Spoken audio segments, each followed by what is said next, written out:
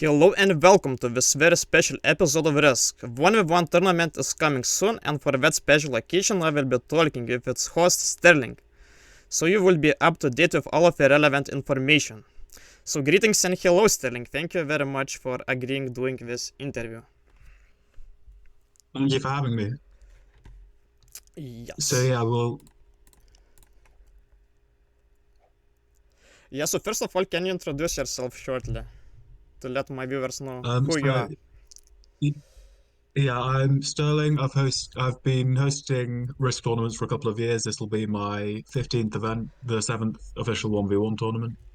And I'm also a fan of Champion Ever and like watching his videos. Thank you means a lot to me, and if it's not a secret, how long have you been watching? Oh, that's a good question. Don't know, it must be a long time now because I've been playing Risk for a while. So probably at least a couple of years. Yeah, I think if I'm correct, you came to the Risk community around 2020. Yeah, that sounds about right.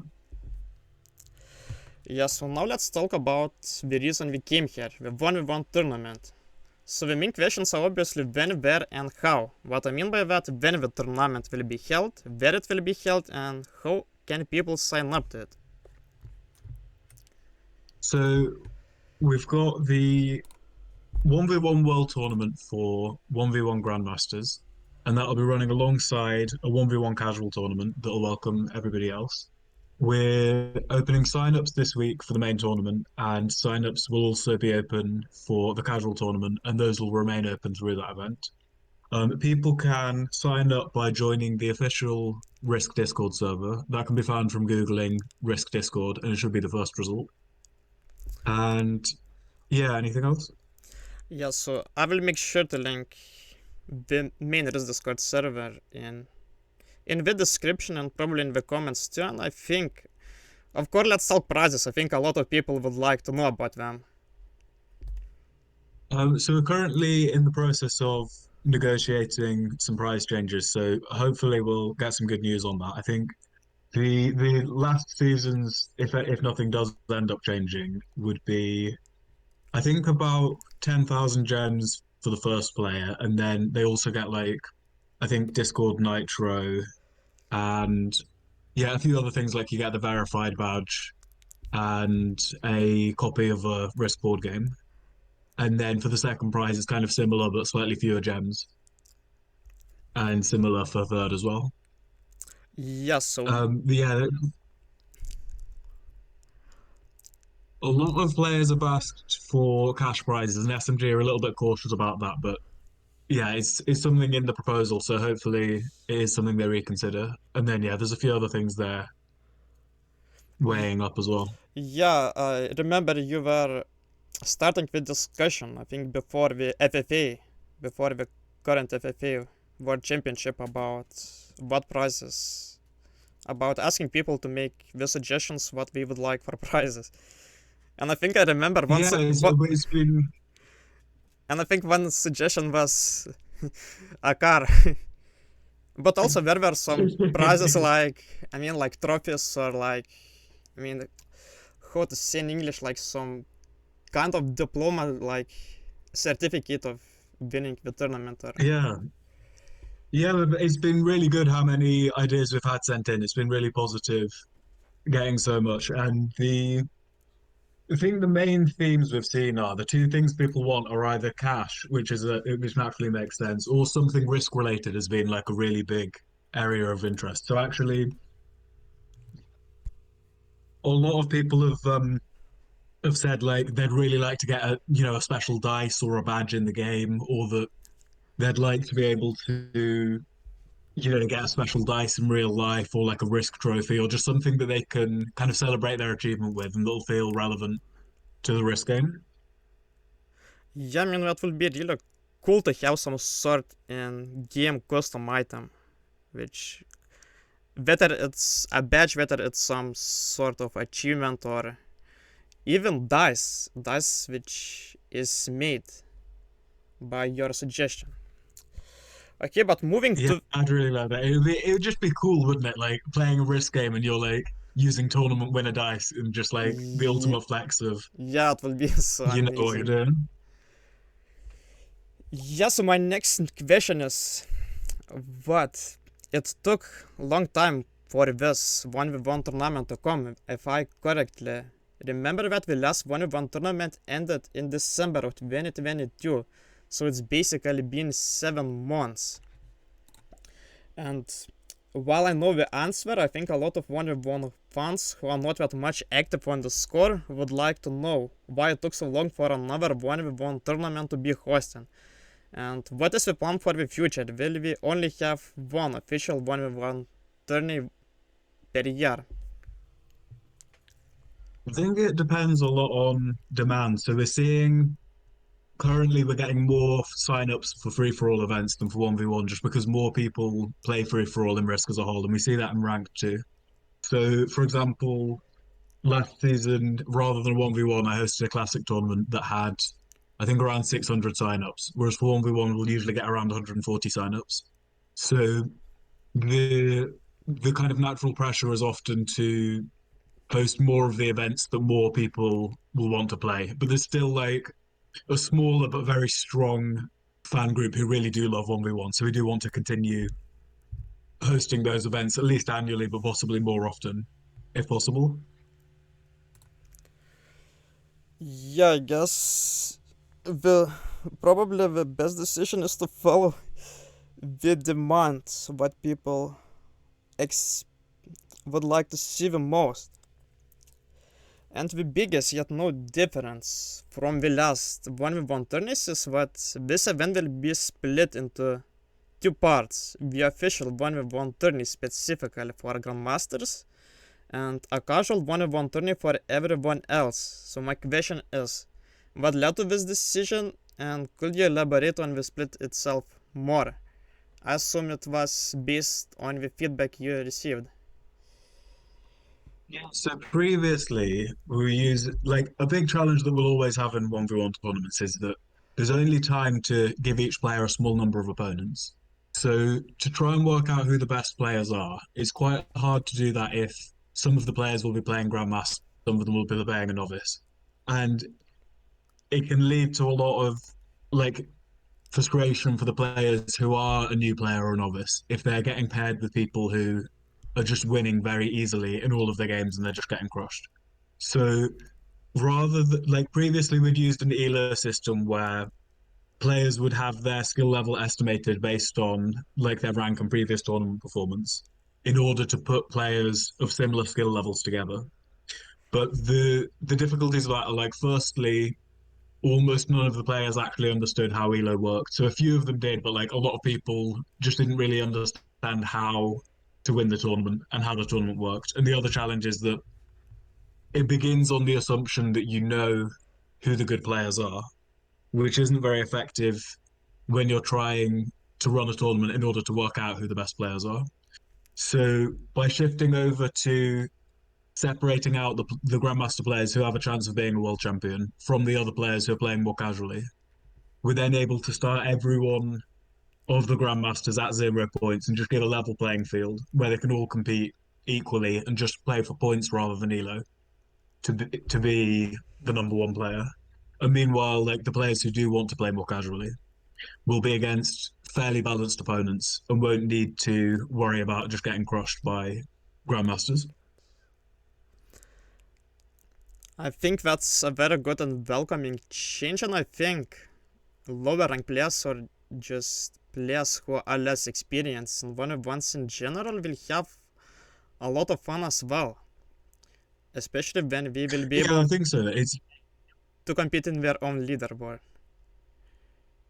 Yeah, definitely. And we've got some exciting plans for Casual Tourney as well. So it's easier than ever to sign up since for Casual Tourney, all the player needs to do is click on the reaction roll, and then they get the rolls they're going to need, and that puts them straight into the event. Then from there, they can just use the looking for game roll to find opponents, and they can play up to 5 opponents across the 8 weeks at whatever time's convenient, and then just self-report their scores with the bot, and then everything else is automatically calculated for them to create a leaderboard where they can see how they've done across the season. Now, what about those players who feel competitive, who are not grandmasters yet, not 1v1 grandmasters yet, but would like to still compete with grandmasters? Do you think it will be still enough for them to achieve the grandmaster rank, and what will be the best way to do so? In other words, do you Yeah, have any definitely. I think recommendations? we've created a 1v1 bootcamp group chat where we've got some of the highest ranked players. So like QL, he beat me the other week in the final of the Elite Tier 1v1 tournament. Olive, he won the last 1v1 tournament. And we've got Zeraki as well, who he's currently in the final of the free-for-all tournament. And all three of them have been number one on the 1v1 leaderboard. And they're helping out players who aren't Grandmaster yet, but want to reach Grandmaster in time to play in the event. And actually, like, we're getting some good results. We've got a few people who are almost there. So yeah, I think there is a lot of potential if people, have the skill and have the time. Then, like with a little direction, I think there's definitely room for them to become Grandmaster and be not just prepared in terms of rank for the event, but also to build some skill and experience so that they can feel confident competing with people at high level in the tournament. Yeah, that's really amazing to hear. I think we will be able to reach the grandmaster rank, and I mean, in general, with the coaching of the best 1v1 players, I see that a lot of newer players who come to around the 1v1 community are making good progresses, and we see new names making to not necessarily to the very top of leaderboard, but placing very high in the leaderboard. So that's really amazing to hear. Yeah, it's exciting. Hopefully, we do see some new players really, build up a high level of skill and impress us in the tournament as well. Okay, now let's talk about the tourney structure. So from what I understood, the tourney will last for 8 weeks. The first 3 rounds will have a limited number of participants, and then from the round 4, with 64 people, the number of participants every new round will be shrunk twice until we get to the round 8, or so-called finals with top 4 people. Semifinals will be made of 8 people. In comparison, the last 1v1 tourney had the final made of 4 people too, but the semifinal was made from even 32 people. Personally, I like this change a lot because semifinals with even 32 people don't seem to be as exciting as a semifinal with only 8 people. Considering there is only a small group of 1v1ers who are exceptionally good at 1v1s, basically meaning that if a semifinal is made of only 32 people, then basically all of them make it, besides very few unlucky cases. So my question is Yeah, that's that right. the reason that led to that drastic change for this season, or was it something else maybe too? So there's a combination of things. Like the primary reason is that like I've managed to like with the help of some quite technical people create a set of simulations for the tournament where we can test out different format options and see which ones lead to a high chance of skilled players winning.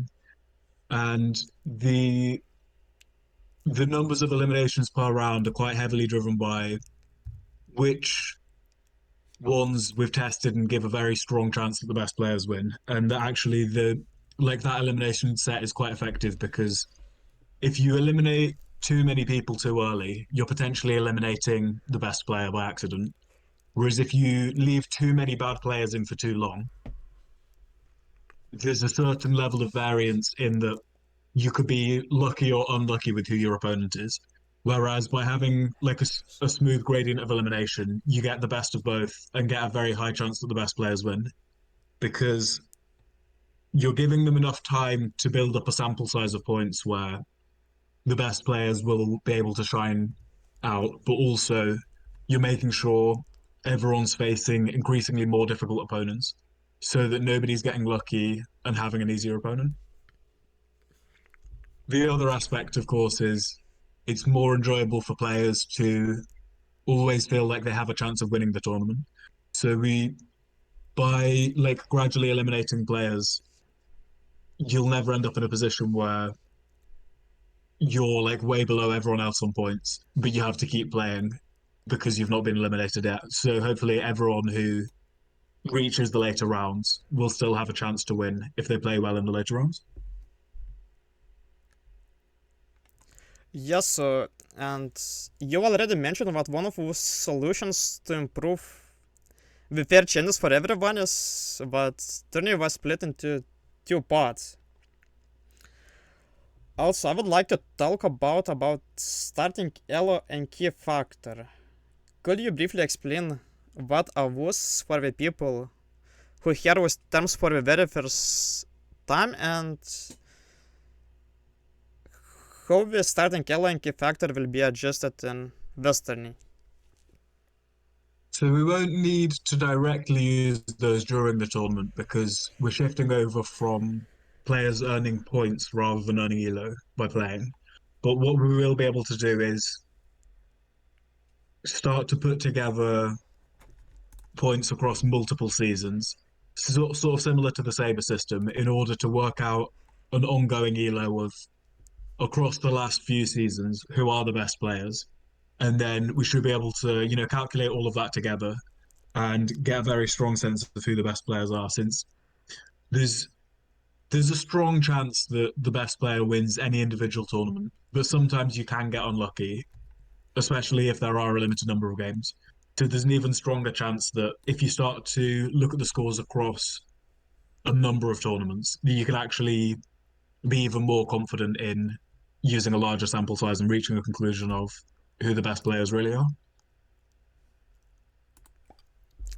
So, how the scoring system will work this season in terms of going first and going second? Will the player going first still get 1 point, and the second player will get 2 points if he wins going second? Or will there be another scoring system? We've made a shift on that, like firstly because of simplicity, but also a lot of like the mathematicians we spoke to said that it's actually doesn't necessarily make sense to have different points so long as you're making sure people have a turn order that's balanced. So making sure that oh wait, I'll just do my turn.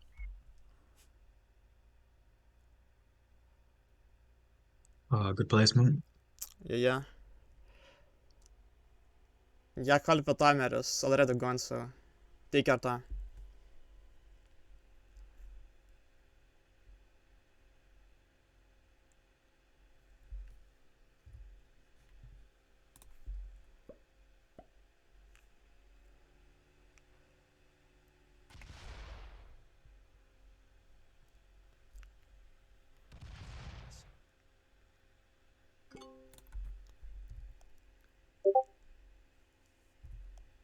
Okay, So yeah, rather than making a different number of points for first and second, we'll make sure that on each map the players go first and second an equal number of times, which yes. will ensure that it's fair for everyone.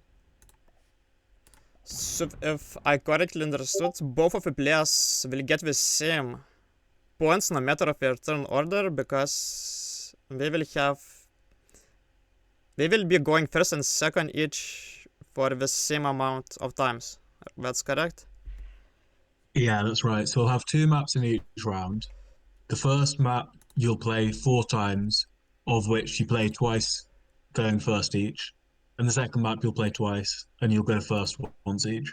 So overall, you'll play 6 matches and you'll have gone first and second an equal number of times.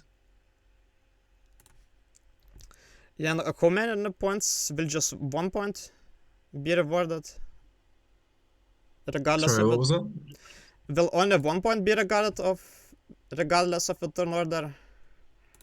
Yeah, that's right. Yeah.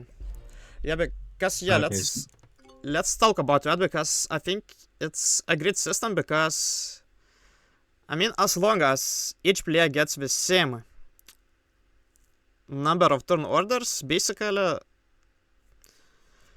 luck will be equalized, because for example, if you get 2 points for winning going second, then for example the first player could get you, but you can only win as this. I mean, the first player can get you, but you only win as the second player, because for example the luck, the RNG favors you. So I think it's a really great plan to change to this system. But also I know there's been another system in the sudden death 1v1 tourney, which was hosted by Parallax. For some rounds, there were 2 points awarded for winning going first, and 3 points for winning going second. If I had to guess, I believe there were some data somewhere based on 1v1 Discord competitions which says that the first player usually wins 66% of the time. So Yeah, that's what do you right. Yeah, I think so what do you think about this system? yeah, I think it does make sense. It's I think the challenge is with having a random turn order and going first a different number of times to your opponent, even if you do use extra points, is that each map has like a different turn order advantage. So it's not necessarily easy to guess how much turn order each map's going to have. So, for example, like Brazil might have a completely different turn order advantage to, say, USA. And it's not always easy to put a number on that. So, making sure that each person has the same turn order means that no matter how much the advantage is, even if you don't estimate it correctly, it'll always be balanced, and that both players get a chance to, use the strategies that you'd use for going first and some strategies for going second. Yeah, so honestly thinking about it more, I think it will be the best system, the most fair system. Now, how were the maps selected? I know there's always been a lot of repetitions from the last 1v1 tourneys. I think my audience would like to know why is that. Why, for example, we cannot play on a 100 territories map? Um, so these ones are quite heavily driven by um, votes from players. So we've basically chosen a selection of the top voted caps and world domination maps from players across the last few seasons to work out like which maps are popular, which ones are considered strategic by high level players, and then made sure to include a couple of new maps, including this one, that have been tested to just make sure they work as well. So that like as well as including like the old favorites that everyone knows and kind of has voted for, we've also made sure to kind of try out some new ones each season so that people can see if they like them as well. There's a few characteristics that mean that certain maps are more 1v1 than others.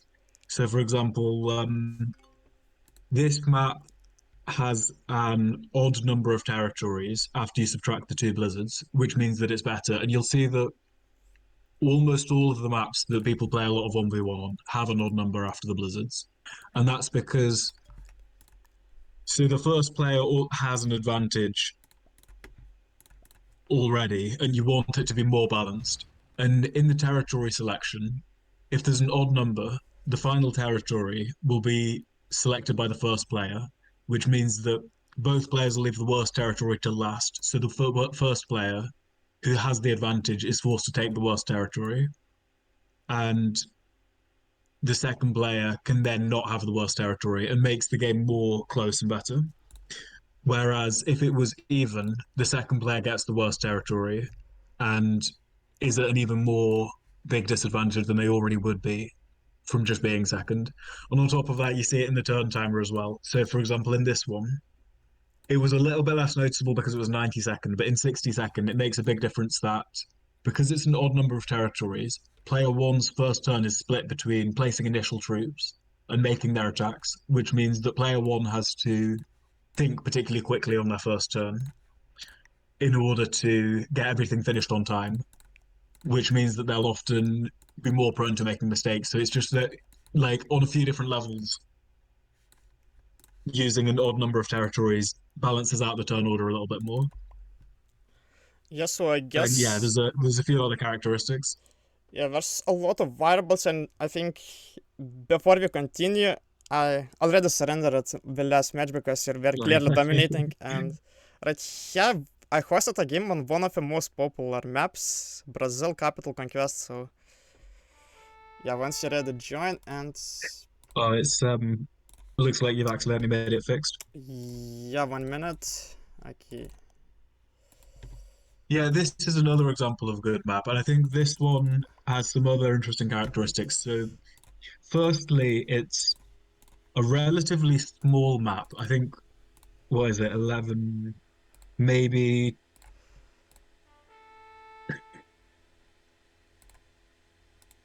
yeah, 21 territories after blizzards, which for caps is quite interesting because it allows you both to have a lot of troops to play with and to be able to really focus on blocking your opponent and taking key bonuses without having to worry too much about spreading yourself thin, taking territories. It also has a number of different good cap positions as territories, which is really makes things interesting with the blizzards because different blizzards can completely change where the best caps are and really shake the game up. Yeah, Blizzard's always, no matter of the map, most of the times makes these games very dynamic and best kept places changes often. And also I think it's important to evaluate your cap spot judging by the setup, because based on your setup, your best capital spot might change. And I think especially as the second player, because as the second player, your job is to more counter the first player. And as the first player, I think you would like to go to see the ways how you can outsmart the second player based on your capital spot. I mean, to see if you can hold any continents which second player would be prevented from invading, for example, and so Yeah, on. that's right. And I think good 1v1s are a lot about adaptability and kind of problem solving and really thinking on your feet. So the maps that will play out differently each time can be really interesting for players who do play a lot. So that rather than just memorizing, repeating the same solution, you're actually having to kind of problem solve and adapt to the way your opponent's playing and the way the blizzards are and the dice are, because it will be different each time, and you need to be ready for that. Yeah, I mean, especially in the high level play, you can think that you know the set of blizzards perfectly. You know what you should do, but when you play with a very good player, and it completely messes your plans up. Yeah, it's so true. Like the amount of times I've played on this with someone really good and they've just come out with something completely different to what I was expecting. It just blew me away. Like it is crazy. And like there's I think something like 400 different Blizzard combinations on this. So you'll often see something that looks familiar, but actually in quite a subtle way can be completely different. Yep, and I mean, there will always be something to improve, whether it's your manual selection, whether it's your pathing, whether it's your execution, or just knowing quads in general. So there are a lot of things to learn in order to become a very good 1v1 player. Yeah, definitely. I think one of the common characteristics you see between a lot of the different top players is just that they're very solidly grounded in the basics.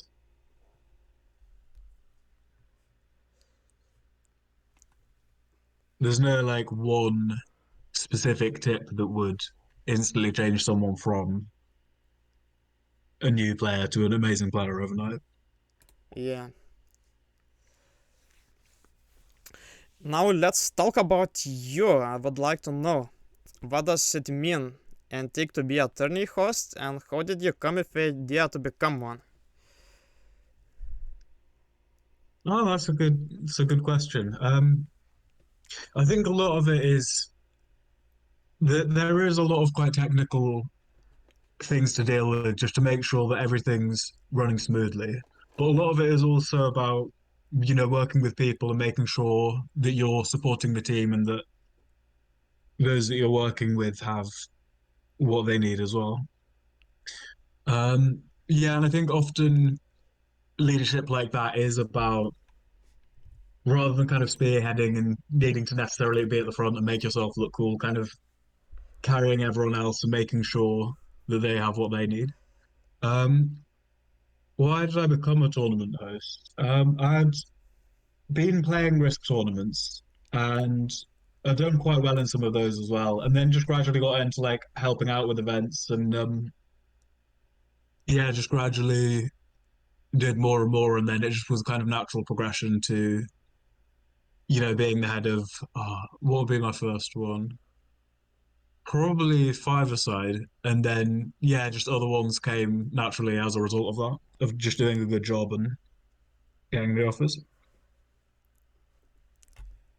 There's For people who are interested in hosting, there's quite a lot of interesting opportunities coming up just in different servers. Like a lot of people are hosting different new tournaments, and like there's always people looking for staff to like help support events, and that's a really good starting point for kind of building skills and experience. Yes, so Hmm. how for example one could become an event helper for those who are interested in that? So for this one, they can just message me, and yeah, they'll basically want to like kind of I'll send over the rules. They can read through those. We can ask a few questions about it. Then maybe do a voice chat just to talk through like some of the areas we're working on, what they'd be interested in helping with. And then if we do find something they are interested in working on, then yeah, we can get the roles sorted out, and they can yeah jump into the team. Yeah, The yeah, go ahead. Oh, sorry, I wasn't saying anything. Uh, yeah, and also as far as I know that all the work is voluntary work, and if I'm correct, neither the host nor event nor even helpers get paid. Do you think the developers would ever consider to not only reward those who win, but also those who contribute? Let's finish my turn right quick before I run out of time. I mean, will the developers ever consider to sponsor the tournament? Not And it's reward. definitely something the players would like to see, and I think we've seen in Yeah. the oh we're on 60-second timer, so this is quite intense. Oh, I sorry, Um, forgot.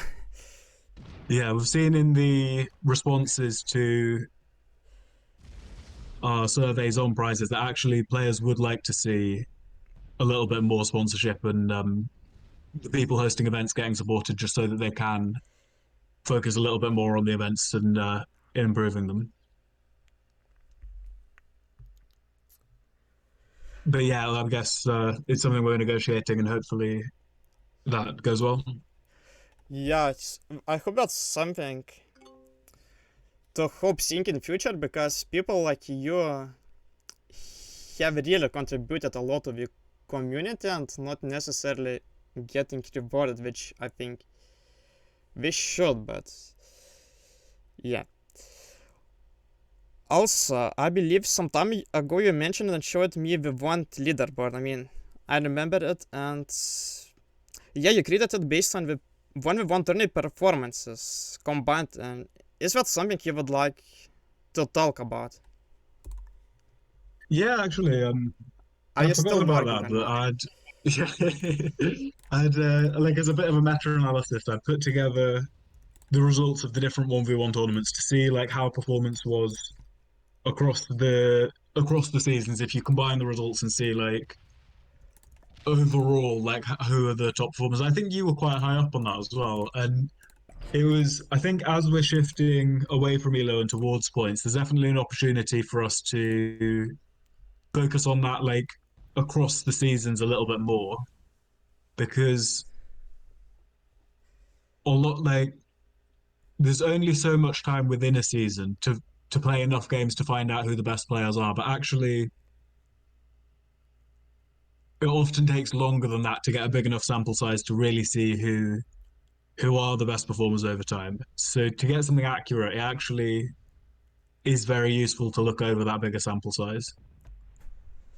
Yeah, that makes sense a lot, because from very small sample size, basically the luck could play a very major part. Especially when Yeah, it's risk so is true. a, especially when there's a lot, like in risk itself. Yeah, and like there's so many players who are so good that like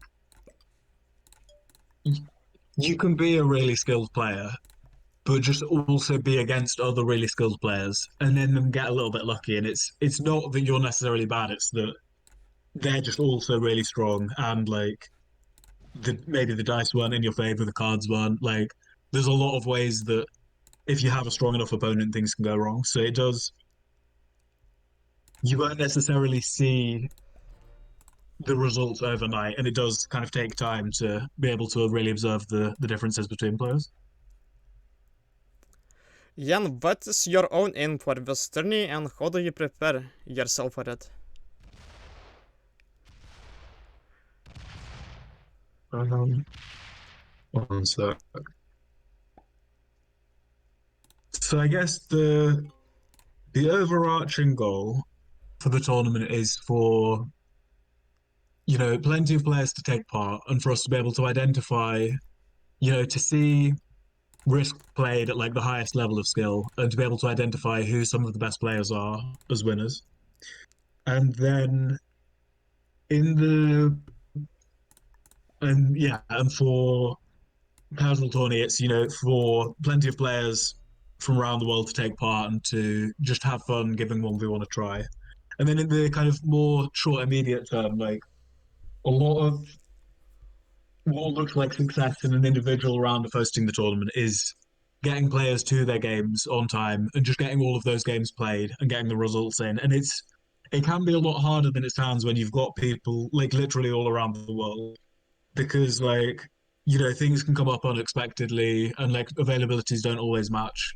So it's really satisfying when we do see people managing to play their games with their opponent and just enjoying that and managing to get their scores in, and then yeah, just finding out like who the winners are. Yeah, for sure. That's a really amazing experience. And also, you mentioned to me that you've been going to the gym. Do you also try to eat healthy? And how much do you think, and if so, how much do you think working out and eating healthy contributes towards improving, or just helping as being a professional risk player, if I can call you so? Yeah, I actually do think it helps. Like I was at the gym today, like, and yeah, I had a good workout. And I think not just for physical health, but I think for also like mental health and performance, just making sure that you're kind of feeling healthy, hydrated, that you've got good sleep, had something good to eat. I think it definitely helps you feel, kind of more clear-headed, able to focus, kind of avoids that brain fog. And it does, I think particularly in risk, you do need quite a sharp level of kind of focus on understanding and strategy. So just really, having your brain active and healthy and ready to go. And also, an element of that mental endurance and stamina really does come from feeling, physically healthy and ready to go. Yeah. Like I think one of the things I've noticed that helps me in risk tournaments is that a lot of good players will play well in a match when they're winning because they'll feel kind of happy and motivated and things are going good. But a lot fewer actually will be able to continue to maintain a strong performance through a match once they start to lose. And even if that's bad luck, I think because it just does take a higher level of mental endurance to be able to not just play well, but also to be able to kind of handle the challenging emotions of being in a losing position and things not going as planned. I think for me, just being able to, turn up to a match feeling kind of fresh, not tired, and, well hydrated and feeling good does allow me to like kind of handle the stresses of losing games better and often maintain a stronger level of performance following early losses and then kind of winning games later on in the match and often like pulling back and actually winning even from quite a tough start. And that definitely helps. How about you?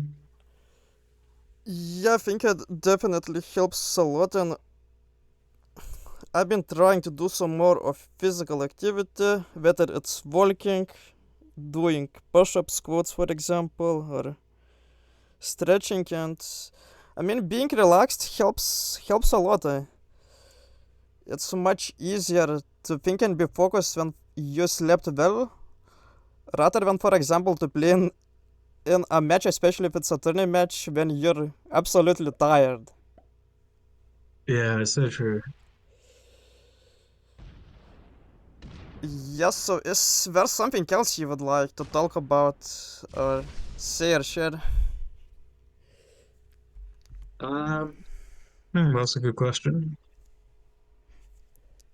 I guess the main thing is just like hopefully we'll see plenty of people sign up for the casual tournament, and the sign-ups for that should be open throughout the 8 weeks of the event. So like there's plenty of time for people to sign up, and yeah, it's the first time we've tried something like this, so it'd just be really good to see a good turnout for that event and for people to give it a try and hopefully enjoy it. How many Is there anything else you'd like to add? how many people sign up already? And how Well, many I'm not too sure actually. and how I many think like and how many are you we've expecting? got. I think usually we'll have about 140 signups for a 1v1 tournament. I think we've got about 20 of the 40 grandmasters we're looking for.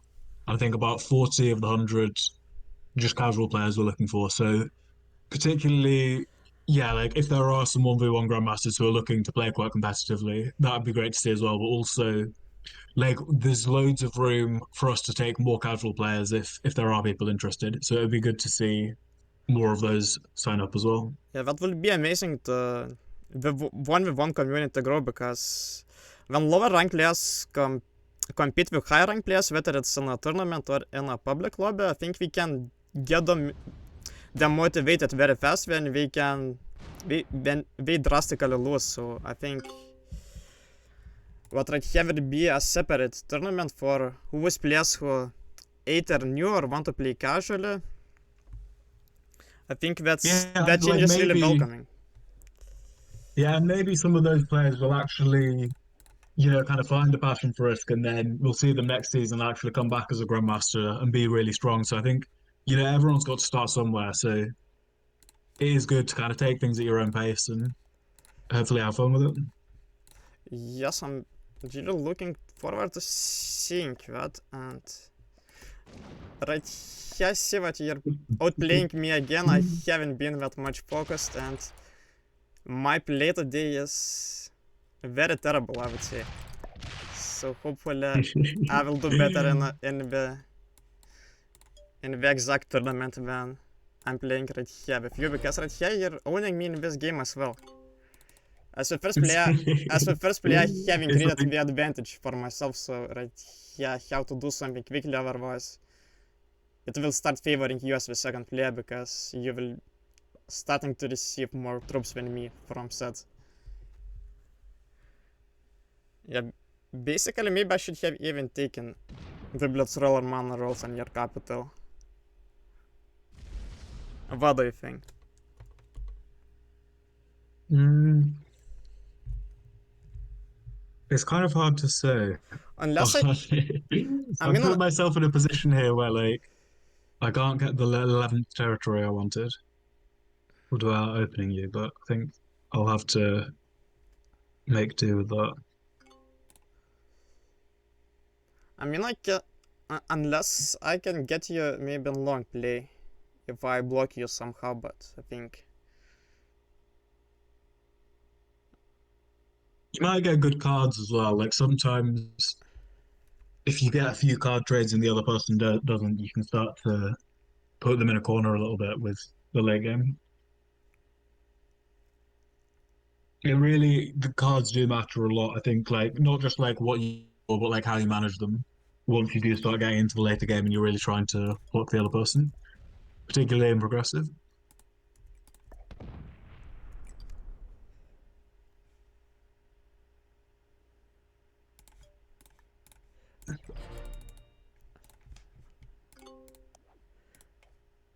yes, yes, I'm in a terrible position right here, and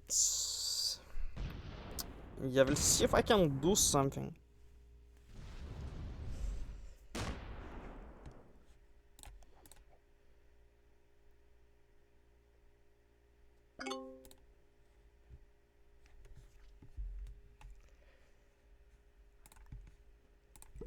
So the question here is, do you have the card trade? Oh, you don't. So that I don't know otherwise. I gives mean, me another turn to hold the bonus.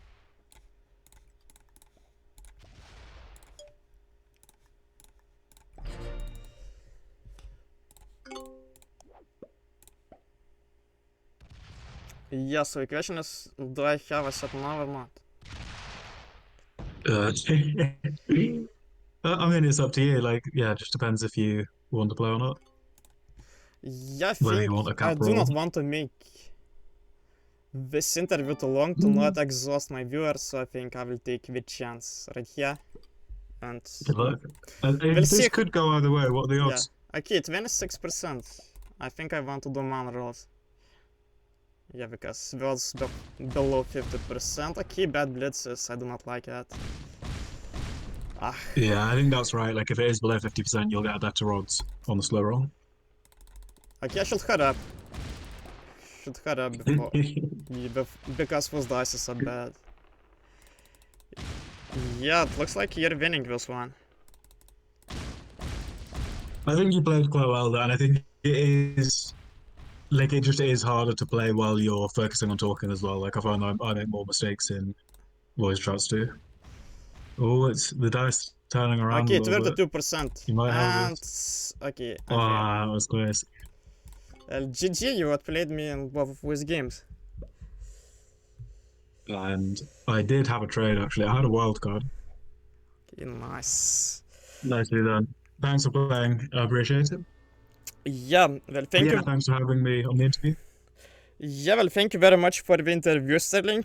It was an honor to have such an intelligent, not only risk player, but a person in general as well. And what can I wish? I think that we both will have a good luck in the 1v1 tourney, and maybe like be with us. Thank you. See you around. See ya. Bye.